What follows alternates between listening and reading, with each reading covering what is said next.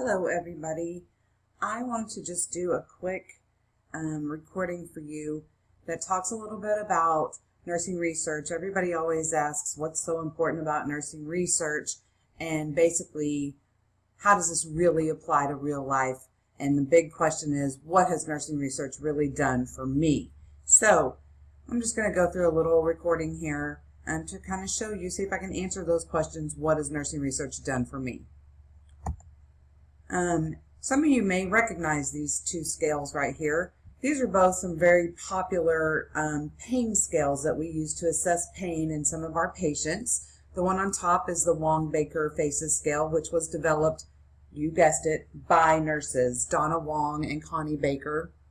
And we use this very commonly in practice to assess what we now call the sixth vital sign, which is pain. The one on the bottom is the visual analog scale, also developed by, this one was not developed by nurses, but just so you know, these were developed, the top one, by nurses, and guess what? Using research to develop the validity of these scales.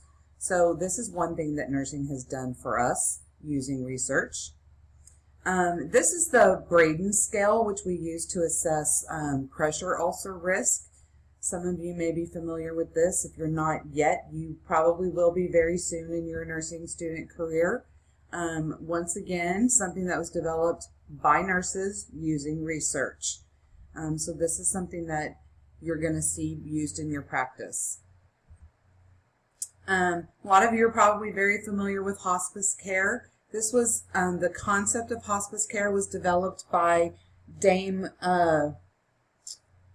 Cicely Saunders. She was also a nurse, and through using research figured out that the concept of hospice care was something that brought comfort and dignity to dying patients. One of the things that we do nowadays very commonly is assessing fall risk. There's two very popular fall risk scales that we use. The Morse fall scale is one that's very popular, once again developed by nurses, and again using research. The other one is the Heinrich fall scale, again developed by another nurse using research.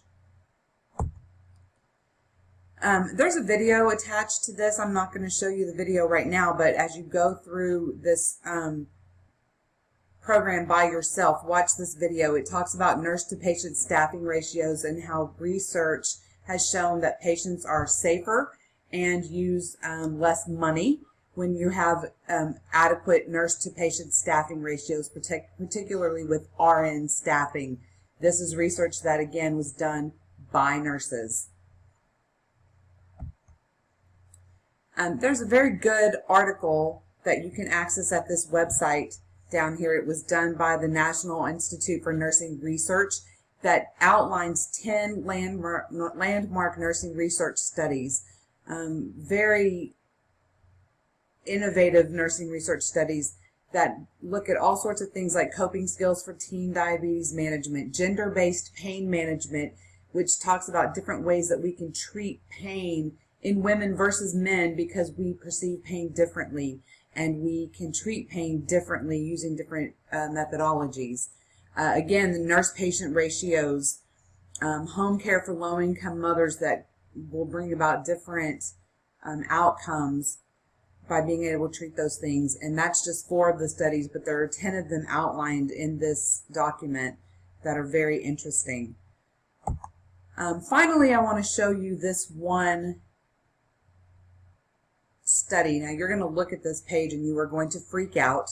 Please don't. I'm going to walk you through this, but this is a very good example of how we can put research, nursing research, into practice.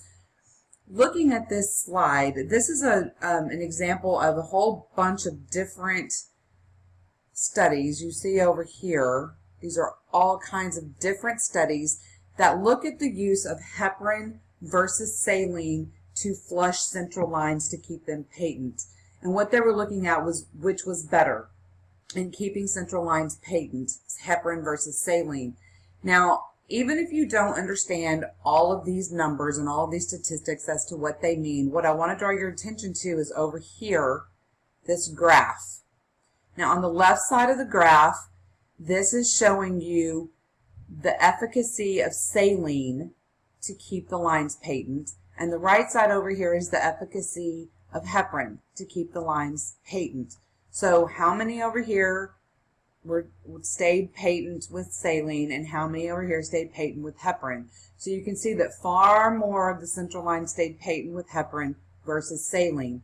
So in all of these studies, which had better outcomes with heparin versus saline? So does heparin work better or does saline work better? What do you think? Did you say heparin? You're correct. Yay. See, you just interpreted some research. So this is not only a good example of nursing research. All of these studies were conducted by nurses, but this is also a very good example of how we actually put nursing research into practice. So this is a way how we actually, you have to be able to read the studies and then be able to put them into practice to know what's the best thing for me to do when I'm taking care of my patients. Do I flush their central lines with saline or do I flush them with heparin? Well, I'm going to flush them with heparin because I know that heparin is better at keeping their central lines patent than saline. So that's how we actually use the data from the nursing research to actually provide better outcomes for our patients. So when you ask yourself, what does nursing research really do for me? This is what it really does for me. These are all outcomes of how we actually use the research in our practice to